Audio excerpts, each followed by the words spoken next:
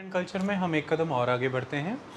देखिए, हम second chapter कर रहे हैं और उसके तहत हमने जो चैप्टर पढ़ा है वो है इंडियन कल्चर। इसके तहत हमने कल इंडियन कल्चर की आपको कैरेक्टरिस्टिक्स बहुत अच्छे से पढ़ाई, जो कि टोटल 5 कैरेक्टरिस्टिक्स थी। मैं 5 ही लोगों से रिकॉल करा लूँगा। अनुरीत, पहली कैरेक्टरिस्टिक क्या थी बेटा? पहली बेटा, दूसरी नहीं बतानी, वो उसकी बारी। Continuity and change. ओके, दूसरी कैरेक्टरिस्टिक ये भी झूठ बोल रहे हैं, वो वैरायटी एंड यूनिटी था। अब अच्छा, वही उसे आप यूनिटी एंड डाइवर्सिटी अपनी मर्जी से बोल रहे हो। वैरायटी एंड यूनिटी था वो। तीसरी characteristic secular outlook, this is good girl. And the fourth characteristic सिमे, we have no time to waste. Fourth characteristic universalism, fantastic. And the fifth characteristic मैंने कहा materialistic and spiritualistic, fantastic. So 5 characteristics are there. First one is the continuity and change, second one is the variety and unity, third one is the secular outlook, fourth one is the universalism, and the fifth one that is materialistic and spiritualistic. हमने इसको बहुत विस्तृत रूप में पढ़ा है। देखिए, मैं आज एक शब्द की बात कर दूं, वैसे सदियों से ये हो रहा है।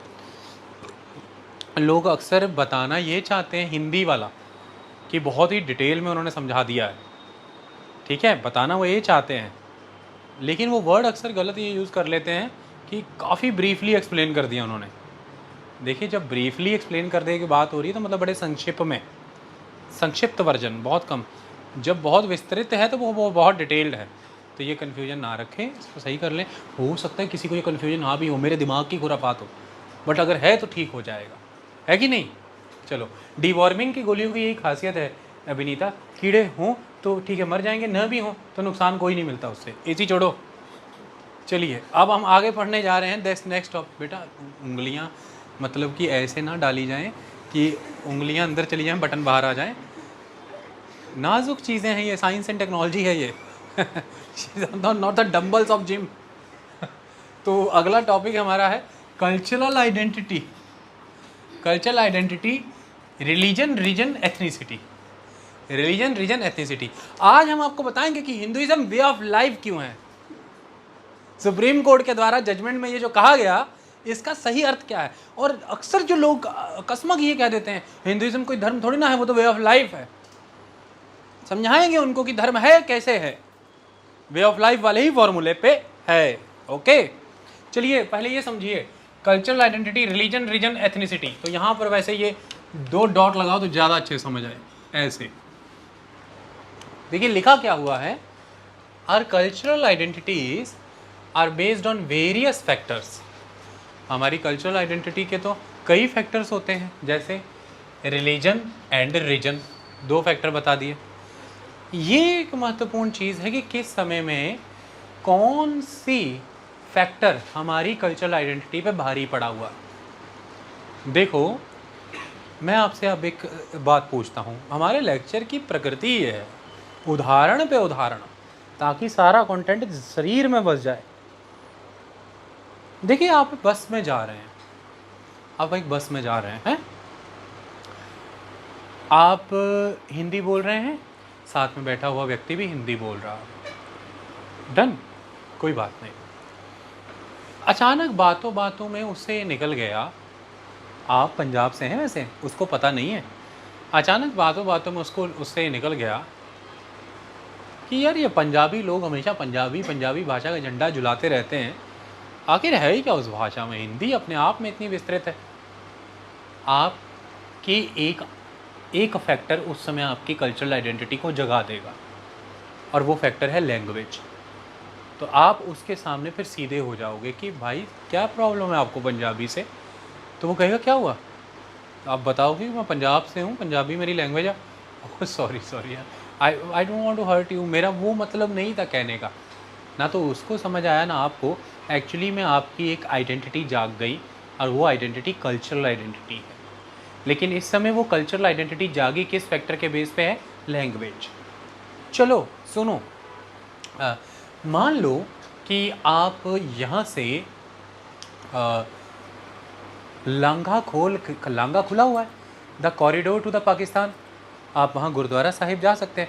आप वहाँ गए, वो भी पंजाबी बोल रहे हैं, आप भी पंजाबी बोल रहे हो, लैंग्वेज दोनों की सेम है, लेकिन अचानक से वहाँ के बाज़ार में शॉपिंग करते हुए आपको ऐसा महसूस हुआ कि जैसे उनकी बातों से, भावनाओं से आपको ऐसा लगा कि सिख धर्म के लोगों को अकल नहीं है धार्मिक स्थानों को मेंटेन कैसे करना है।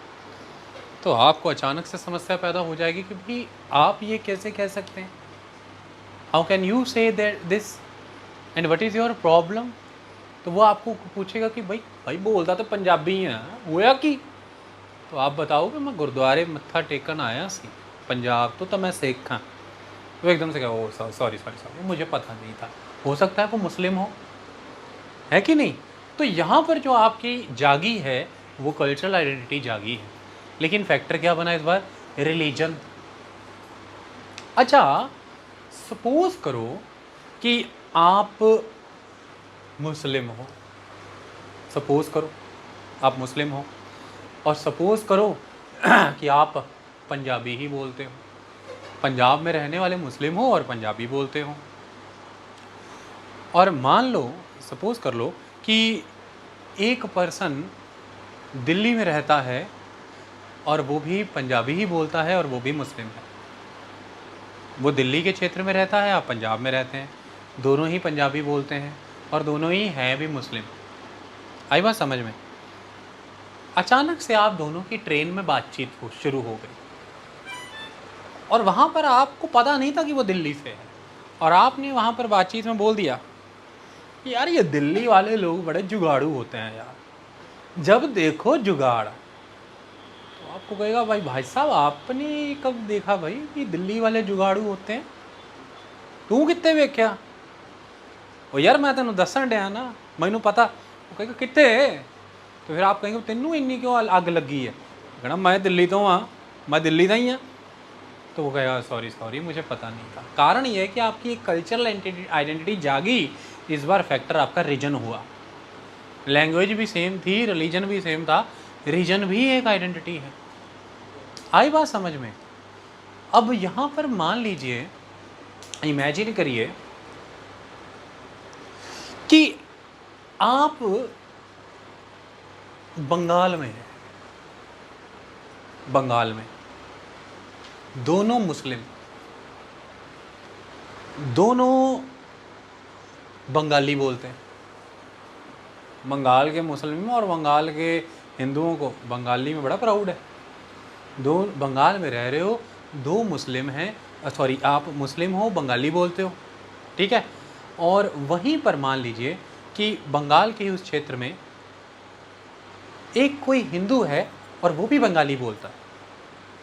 डन, एक मुस्लिम और एक हिंदू, एक बंगाली बोल रहा है, दूसरा ही बंगाली बोल रहा है, रीजन भी दोनों का सेम है। रीजन सेम हो गया, रीजन सेम हो गया, रिलीजन सेम हो गया, सॉरी रिलीजन अलग हो गया, लैंग्वेज सेम हो गई। दोनों ही नॉनवेज खा रहे हैं, दोनों ही नॉनवेज खा रहे हैं। आई बात समझ में। और इस नॉनवेज खाते हुए अचानक से हो सकता है कि वो जो हिंदू है उसके मुंह से ये बात निकल जाए कि भाई हम तो माछ भात खाते हैं, हम तो मछली खाते हैं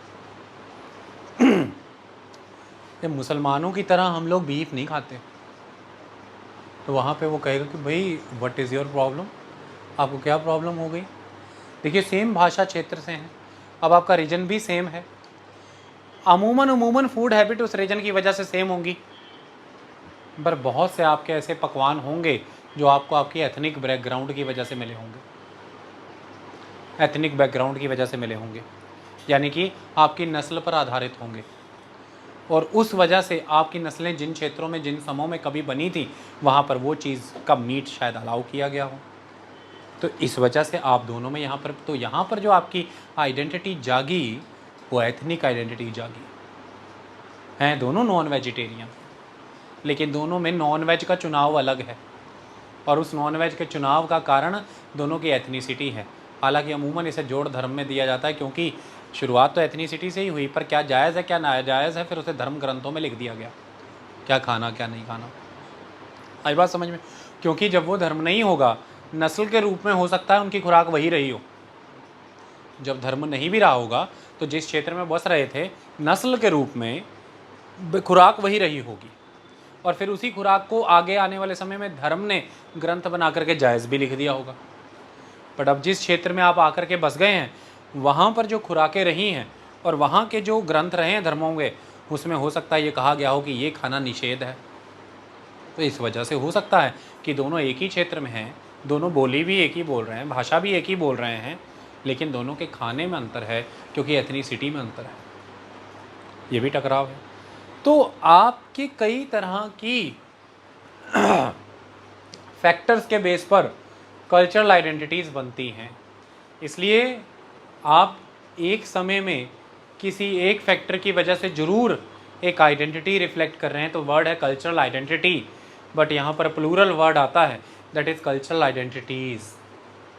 cultural identities because you have many factors as a basis of that identity which is cultural. So cultural identity can be any at a point of time, but there are many identities in context of culture given by many factors. आई बात समझ में? So कौन सी एक factor किसी एक point पर assertive हो जाए, ये है जो ये बताता है कि उस समय में आपकी वो कल्चरल आइडेंटिटी क्या दिख रही है, उस समय में वो फैक्टर उस पर हावी हुआ होता है। यही चीज़ यहाँ पर बताई गई है। इतनी बात समझ में आई? सो लिखा हुआ है कि are cultural identities are based on various factors such as religion and region, which of these identities asserts itself at a certain point of time. ये किसी भी एक पॉइंट ऑफ टाइम पे इनमें से कौन सी आइडेंटिटी असर्ट करती है and prevail over the others depends on the political, social और economic context in the persons find himself. आई बात समझ में?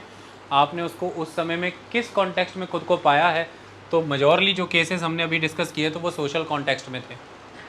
सोशल कॉन्टेक्स्ट के अलग अलग डायमेंशन हमने भाषा के आधार पर, धर्म के आधार पर और क्षेत्र के आधार पर, खान पान के आधार पर आपके किसी न किसी एक फैक्टर को आपकी कल्चरल आइडेंटिटी का आधार बना करके अभी प्रस्तुत किया। तो वो ये सारी डेफिनेशन सोशल कॉन्टेक्स्ट के माध्यम से।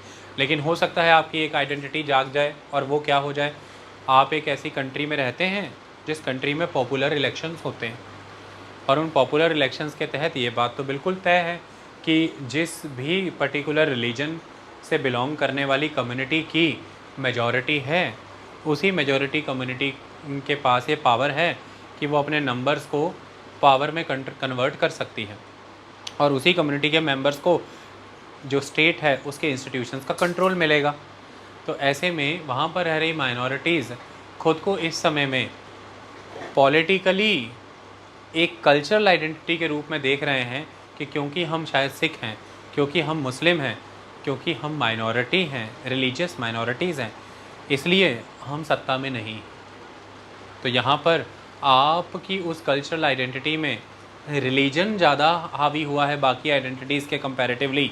उसका कारण ये है कि रिलीजन के आधार पर एक कम्युनिटी नंबर में ज़्यादा है और पावर का कंट्रोल उनके पास है। आई बात समझ में? तो आप किस पॉलिटिकल या फिर जिस समय में भारत में सल्तनत शासन था या मुग़लों का शासन था, उस समय में मान लीजिए अगर अकबर के समय को मैं निकालूं, उसको निकाल दीजिए, उस समय में मान लीजिए जब तीर्थयात्रा महसूल आप पर लगाया जाता था या जजिया आप पर लगाया जाता था, तो उसका कारण क्या हुआ करता था कि आप जिम्मी कहलाते थे, यानी कि जो भी गैर मुस्लिम हैं उन्हें जिम्मी कहा जाता था। और ये कहा जाता था कि अगर आप ये आपको रहना अलाउड है, जहाँ इस्लाम है, जहाँ पर मुकम्मल ईमान मानने वाले लोग यानी कि मुसल्लम ईमान मानने वाले मुसलमान हैं, आप वहाँ रहिए, बट एज अ जिम्मी, मतलब आपको रहने के लिए टैक्स देना पड़ेगा। आप अपना कल्चर, कस्टम, मैनर फॉलो करिए बट टैक्स दीजिए, और वो जजिया था। तो जिम्मियों को जजिया देना पड़ता था, यानी कि गैर मुस्लिमों को।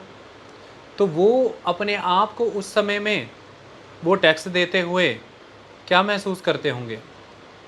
अपनी एक कल्चरल आइडेंटिटी महसूस करते होंगे ना। और वो कौन सी, वो आइडेंटिटी का उस समय में फैक्टर क्या होता होगा? रिलीजन। तो इसलिए फिर आपके सामने ऑप्शन है, टैक्स नहीं देना चाहते, आपने कहा नहीं, तो फिर कल्चरल आइडेंटिटी बदल लो। और वो कैसे? रिलीजन के बेस पे ही तुम्हारी ये कल्चरल आइडेंटिटी बन रही है ना, जिसकी वजह से तुम टैक्स देना पड़ रहा है। रिलीजन बदल लो, कल्चरल आइडेंटिटी बदल जाएगी, टैक्स नहीं देना पड़ेगा।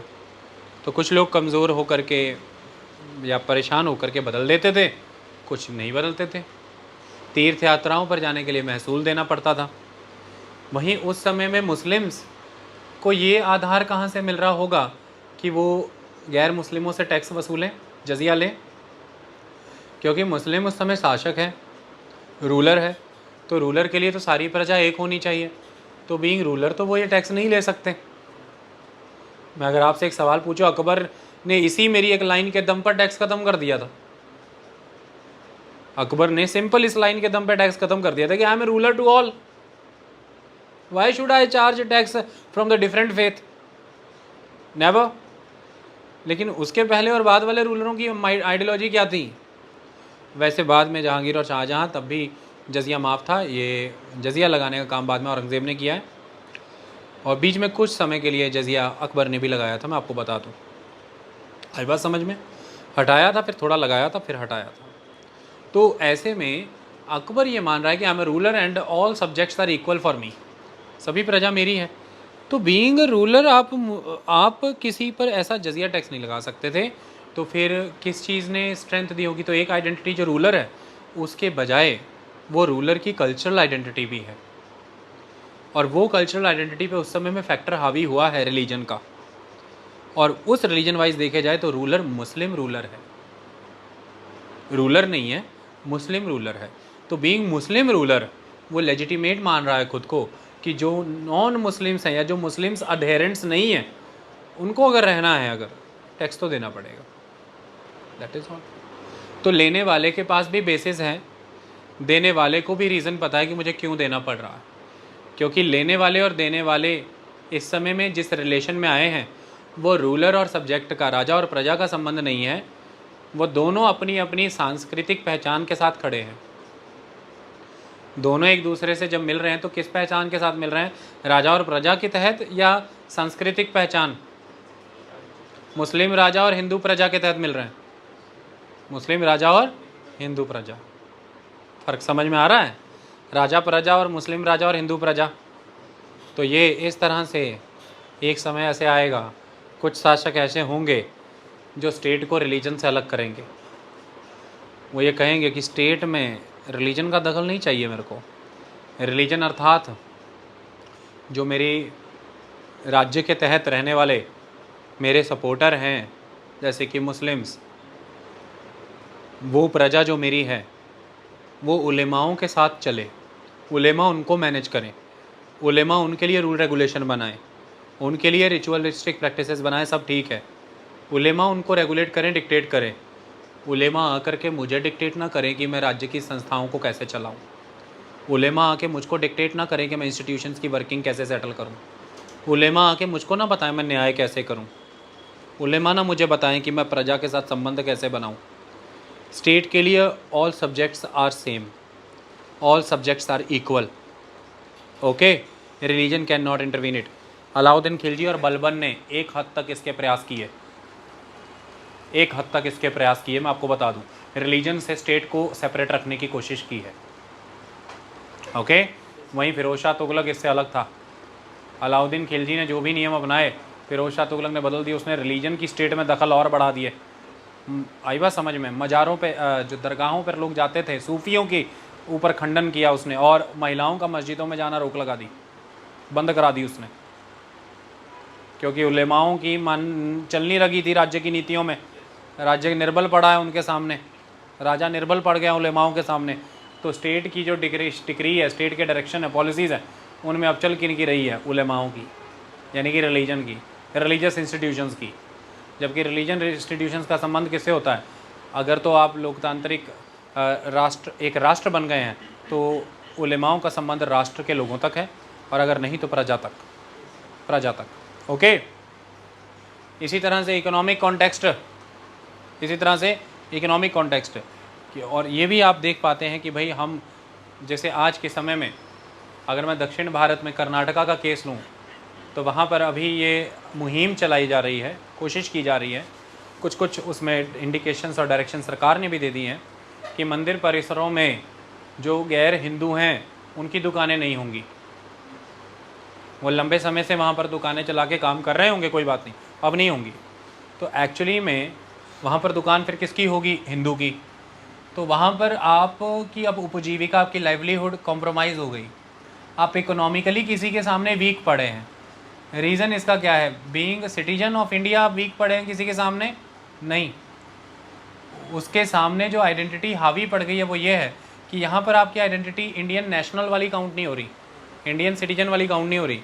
यहाँ पर आपके साथ जो आइडेंटिटी जुड़ी है वो कल्चरल आइडेंटिटी है, और उस कल्चरल आइडेंटिटी में आपको दुकान इस वजह से खोलने नहीं दी जा रही कि आप कन्नड़ नहीं बोल रहे हैं, आप बोल रहे हैं, आप कन्नड़ बोल रहे हैं, लैंग्वेज वाला फैक्टर हावी नहीं हुआ कल्चरल आइडेंटिटी में।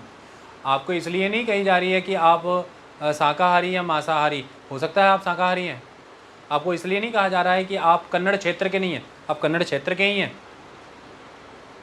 आप पर, और आपको इसलिए नहीं कहा जा रहा कि आपकी एथनिसिटी इंडियन भारतीय नहीं है, आप कन्वर्ट मुस्लिम हो सकते हैं, इंडियन ही है, कन्वर्टेड है, एथनिसिटी वाइज भी यहीं गई हैं, लेकिन उस कल्चरल आइडेंटिटी में जो फैक्टर हावी हुआ है इस समय वो रिलीजन वाला है। रिलीजन वाइज आप मुस्लिम हैं, रिलीजन वाइज आप सिख हैं, रिलीजन वाइज आप क्रिश्चियन हैं, पारसी हैं, परमिशन नहीं है, एंट्री नहीं मिलेगी, दुकान नहीं खोल सकते।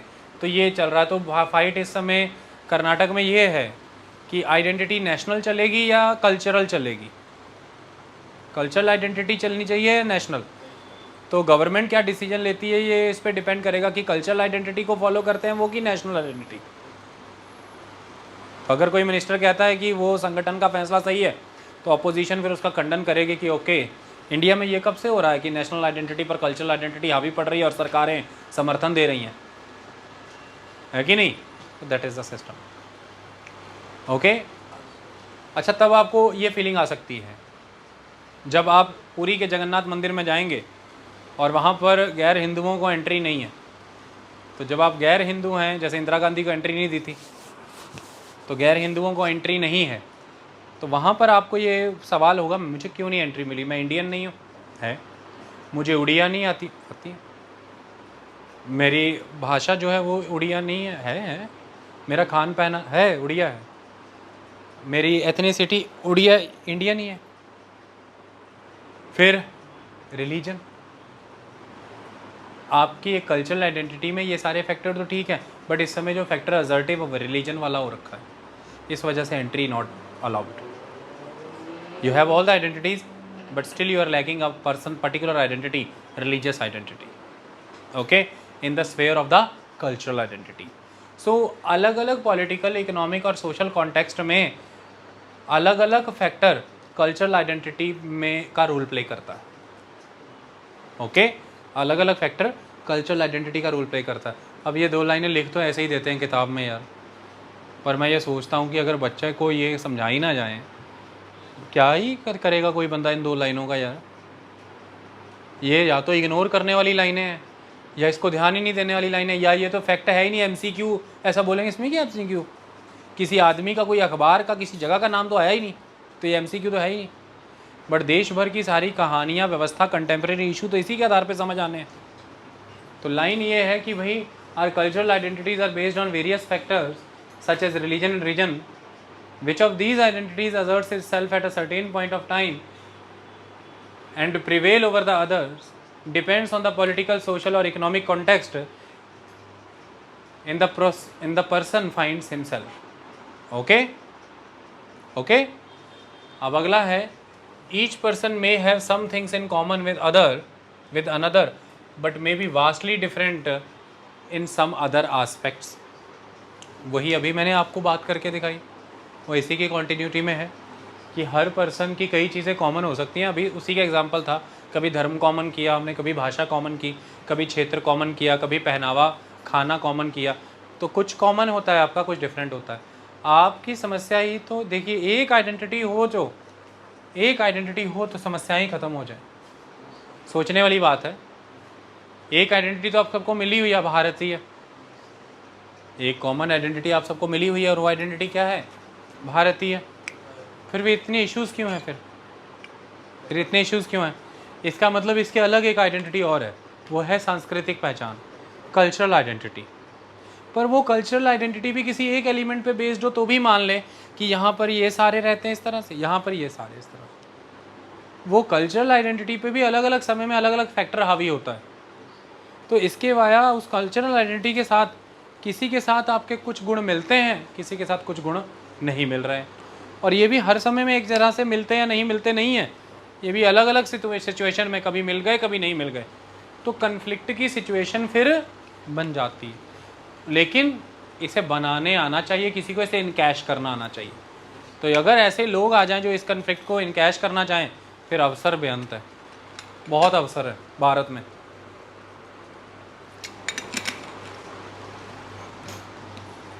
तो वही चीज़ यहाँ पर लिखी है, each person may have some things in common with another but may be vastly different in some other aspects. Except belief, form of worship and rituals, इनको अगर छोड़ दें हम, except belief, form of worship and rituals, there may be little that is common among those who follow a particular faith from the point of view of the whole country.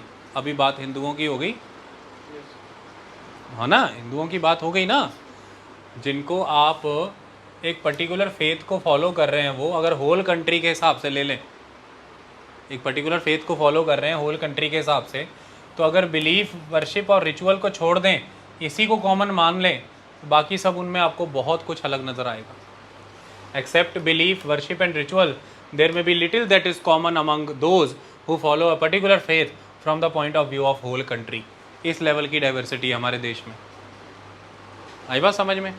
यहाँ पर हम case study अभी discuss करेंगे हिंदू। देखिए, अक्सर आप ये लाइनें देखते पढ़ते सुनने को मिलती हैं कि सुप्रीम कोर्ट का जजमेंट है 2018 का कि हिंदुइज़्म एक वे ऑफ लाइफ है, Hinduism is a way of life, जीवन जीने की शैली है, ये कोई धर्म नहीं है। ये लाइन आप पढ़ लेते हैं, Hinduism is not a religion, it is a way of life. कई बार आप इसे किन्हीं किन्हीं जगहों पर लिख देते हैं या किसी के साथ बैठ जाते हैं तो कह देते हैं, फिर एक बहस छिड़ जाती है। शायद आप खुद ही नहीं कन्विंस हुए होते कि आपने क्या बोला है, क्या समझा है। सामने वाला ये कहता है कि धर्म कैसे नहीं है, सदियों से हम इस धर्म को मान रहे हैं, हम सदियों से इस चीज़ को फॉलो कर रहे हैं। फिर तुम क्या मानते हो, सिखिज़्म धर्म है, इस्लाम धर्म है, और तुमको ये किसने कहा बेअदबी करने को कि हिंदुइज़्म धर्म नहीं है? छोटा कहला रहे हो, छोटा ठहरा।